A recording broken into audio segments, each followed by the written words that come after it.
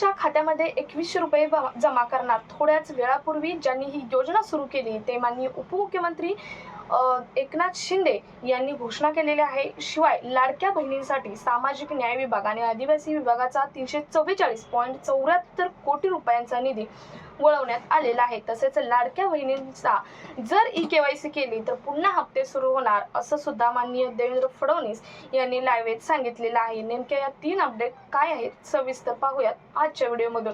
या अपडेट जर व्यवस्थित समजून घ्यायचे असतील तर व्हिडिओ शेवटपर्यंत बघा आणि चॅनलवर जर पहिल्यांदा आला असेल तर पुढील नोटिफिकेशनसाठी आत्ताच चॅनल सबस्क्राइब करून शेजारील बेल आयकॉन सुद्धा ऑन करून ठेवा, म्हणजे असेच महत्त्वाचे अपडेट तुमच्यापर्यंत रेग्युलर पोहोचत राहतील।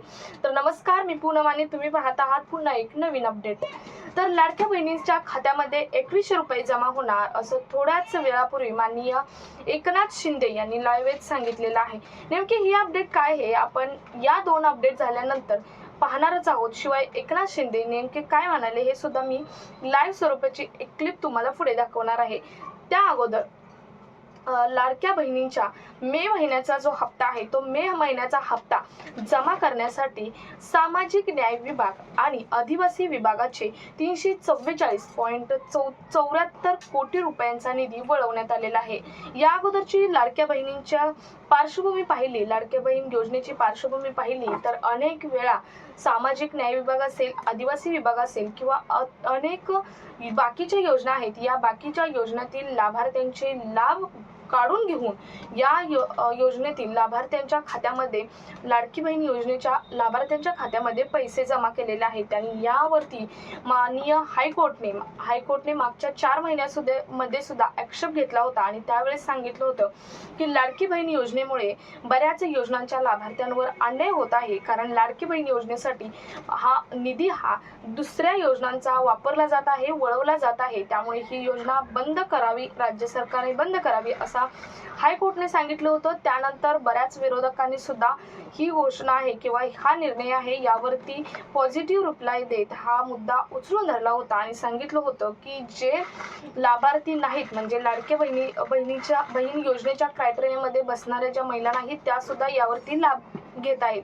त्यानंतर बरीच मोठी संख्या लाडकी बहीण योजनेच्या लाभापासून वंचित करण्यात आली, म्हणजेच लाडकी बहीण योजनेतून बऱ्याच महिलांची नावे वगळण्यात आली आणि आता जवळजवळ कोटीच्या घरात अजून सुद्धा महिला आहेत की ज्या लाडकी बहीण योजनेचा लाभ घेत आहेत। त्याचबरोबर मागच्या महिन्यामध्ये सुद्धा बऱ्याच लाभार्थ्यांचं नाव या योजनेतून वगळण्यात आलेलं आहे। आता मे महिन्याचा हप्ता किती महिलांच्या खात्यामध्ये पडतो यावरून समजेल की किती महिला या अजून सुद्धा वगळण्यात आलेल्या आहेत। आणि तरी सुद्धा या योजनेसाठी राज्य सरकारकडून निधी पुरत नाही, त्यामुळे बाकीचे ज्या योजना आहेत त्या योजनांच्या लाभार्थ्यांवर अन्याय होत असल्याने हा निर्णय विरोधकांनी हायकोर्टाचा निर्णय हा पॉझिटिव्ह मानत 1 ते 2 दिवसाआड आक्षेपार्थ टीका या योजनेवर सुरू केलेले आहे। तर ही महत्त्वपूर्ण अपडेट आहे। आता यावरती पुढे जाऊन मे महिन्याचा हप्ता जमा झाल्यानंतर काय निर्णय होतो याचा सुद्धा लाईव्ह माननीय उपमुख्यमंत्री एकनाथ शिंदे किंवा मुख्यमंत्री देवेंद्र फडणवीस हे सुद्धा सांगतील। त्यानंतर पुढची अपडेट आहे ती म्हणजे ई-केवायसी संदर्भात। लाडकी बहीण योजनेच्या ई-केवायसीची खरी तारीख आहे ती म्हणजे जून महिन्यामध्ये ही योजना सुरू झाली होती आणि जून महिन्याच्या 30 तारखेपर्यंत मागच्या वर्षी 2025 मध्ये बघितलं तर जून महिन्याच्या 30 तारखेपर्यंत तारीख दिली होती लाडकी बहीण योजनेची ई-केवायसी पूर्ण करण्यासाठी। यावर्षी सुद्धा माननीय देवेंद्र फडणवीस यांनी परवा लाईव्हत सांगितलेलं आहे, कालच लाईव्हत सांगितलेलं आहे की लाडकी बहीण योजनेची जी ई-केवायसी आहे ती ई-केवायसी पूर्ण केल्यानंतर बऱ्याच ज्या महिला आहेत, काही महिला वगळल्या जातील तर ज्या खऱ्या लाभार्थी महिला आहेत त्यांची नावे ऍड होण्याची सुद्धा दाट शक्यता आहे। कारण बऱ्याच अशा महिला आहेत की बऱ्याच महिलांना लाभ मिळत असून सुद्धा त्या महिला लाभापासून वंचित आहेत, कारण ई-केवायसी मध्ये काहींचा प्रॉब्लेम झालेला आहे, काहींचं नावं चुकलेलं आहे, काहींनी ई-केवायसी अपूर्ण ठेवलेली आहे, काहींची ई-केवायसी वेळेत पूर्ण झालेली नाही। या कारणामुळे सुद्धा बऱ्याच महिलांची नावे या योजनेतून वगळण्यात आलेली आहेत आणि त्यामुळेच बऱ्याच महिलांना याचा मोठ्या प्रमाणात फटका सुद्धा बसलेला आहे। आणि त्यामुळेच 30 जून पर्यंत GR येणार आहे। माननीय मुख्यमंत्री देवेंद्र फडणवीस यांनी सांगितलेलं आहे आहे की 30 जूनपर्यंत आम्ही कधीही JR काढू आणि तुम्हाला त्या JR मध्ये वेळ देऊ की या तारखेपर्यंत लाडकी बहीण योजनेची EKYC आहे ती EKYC पूर्ण करावीच लागणार आहे आणि त्यावेळी मात्र सर्व लाडक्या बहिणींनी ज्यांना लाभ मिळत आहे आणि ज्यांना लाभ मिळत नाही अशा दोन्ही लाडक्या बहिणींनी जी EKYC आहे ती EKYC पूर्ण करून घ्यायची आहे।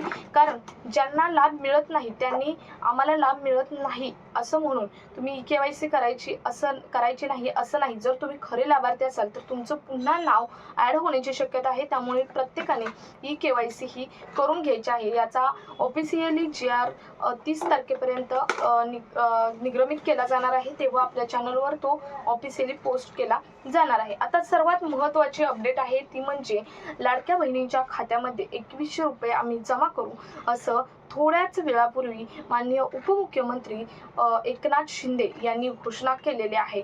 माननीय उपमुख्यमंत्री एकनाथ शिंदे एका कार्यक्रमात थोड्याच वेळापूर्वी बोलताना म्हणाले की लाडक्या बहिणींच्या खात्यामध्ये आम्ही 2100 रुपये जमा करू। लाडक्या बहिणींची आतापर्यंत जी लाडकी बहीण योजना आहे ती सुरळीत चालू आहे। आपला देश स्वतंत्र झाला आहे, परंतु लाडक्या महिलांसाठी आर्थिक स्वातंत्र्य हे आम्ही दिलेलं आहे आणि हे आर्थिक स्वातंत्र्य आम्ही कायम ठेवणार आहोत। त्यांना कधीच या योजनेपासून वंचित करणार नाही, परंतु लाडक्या बहिणींच्या खात्यामध्ये आम्ही लवकरच 2100 रुपये जमा करू, वेळ आल्यावरती 2100 रुपये जमा करू असा लाईव्ह माननीय उपमुख्यमंत्री एकनाथ शिंदे यांनी थोड्याच वेळापूर्वी सांगितलेलं आहे। तर अतिशय महत्त्वाची ही अपडेट आहे। मी याची लाईव्ह क्लिप पुढे जोडणार आहे, ती सुद्धा तुम्ही पाहून घ्या की माननीय उपमुख्यमंत्री एकनाथ शिंदे नेमकं काय म्हणाले या योजनेसंदर्भात। बाकी विरोधक सुद्धा काय म्हणाले, विजय वडेट्टीवार असतील किंवा सत्तेतले जे काही व्यक्ती आहेत, सत्तेतले सुद्धा बरेच जण असे आहेत की या योजनेवरती आक्षेप घेत असल्याचं दिसून आलेलं आहे। तुम्ही मागे बघितलं तर बऱ्याच जणांनी आणि आता सत्तेमध्ये बच्चू कडू आलेले आहेत तरी सुद्धा त्यांनी बऱ्याच योजनांवरती आक्षेप घेतलेला आहे। दिव्यांग संदर्भातील असेल किंवा निराधार बांधवांसाठी बऱ्याच योजनांसाठी सुद्धा त्यांनी आक्षेप घेतलेला आहे। त्यामुळे पुन्हा एकदा लाडकी बहीण योजनेसंदर्भात हायकोर्टामध्ये निर्णय लागू शकतो की नेमकी लाडकी बहीण योजनेचं पुन्हा क्रायटेरिया सुद्धा बदलू शकतो, असं सुद्धा होऊ शकतं। तर अतिशय महत्त्वाच्या या 3 अपडेट आहेत, ती 3 अपडेट आपण आजच्या व्हिडिओमधून पाहिलेल्या आहेत। यावरती कुणाला डाऊट असेल तर तुम्ही नक्की कमेंटमध्ये विचारू शकता। लाडकी बहीण योजनेची EKYC तुमची पूर्ण आहे का किंवा EKYC संदर्भात काय अपडेट हवं असेल तर तुम्ही कमेंटमध्ये जरूर विचारू शकता। सो हा व्हिडिओ जास्तीत जास्त लाडक्या बहिणींपर्यंत शेअर करा, कारण या अतिशय महत्त्वाच्या आजच्या 3 अपडेट प्रत्येक लाडक्या बहिणींना माहीत असणं तितकंच गरजेचं आहे, त्यामुळे जास्तीत जास्त ठिकाणी शेअर करा। भेटूयात पुढच्या एका नवीन अपडेट सोबत, तोपर्यंत धन्यवाद। आज त्यांच्या खात्यात पैसे जमा होतात, त्यांना सही काढून ते पैसे स्वतःच्या सहीने पैसे काढण्याचा अधिकार दिला, आपण अधिकार दिला। देश स्वतंत्र झाला, परंतु आर्थिक स्वातंत्र्य आपल्या लाडक्या बहिणींच्या खात्यामध्ये पैसे काढण्याचा अधिकार त्यांना दिला, म्हणून त्यांच्या कुटुंबात पण त्यांची वट वाढलेली आहे। वाढली की नाही? समाजातही वाढली आहे। आणि म्हणून तुम्हाला 1500 रुपये ठेवणार नाही आम्ही, जे आम्ही बोललोय 2100 रुपये करणार, ते योग्य वेळी 2100 रुपये करणार। आणि माझ्या लाडक्या बहिणींना मी भाषणात तेव्हा बोललोय, लखपती झालेला आम्हाला बघायचं आहे, लखपती।